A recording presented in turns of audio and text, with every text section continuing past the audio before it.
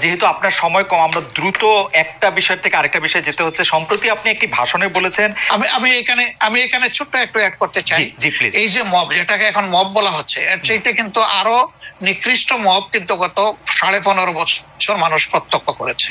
Even আপনাদের সাংবাদিকদের সাথে হয়েছে, আরো অনেকের সাথে, পলিটিশিয়ানদের সাথে তো এগুলো কোনো ডাল ভাত, কোনো ব্যাপারই ছিল না। সিভিল সোসাইটির মানুষের সাথে, শিক্ষকদের সাথে, কিন্তু ওইগুলা দিয়ে আমরা এটাকে জাস্টিফাই করতে চাই। হয়েছে বলেই আমরা সবাই মিলেই কিন্তু এগুলি প্রতিরোধ করেছি, প্রতিবাদ করেছি। আসলে যে যার জায়গা থেকে প্রচন্ড ভাবে প্রতিবাদ করেছে।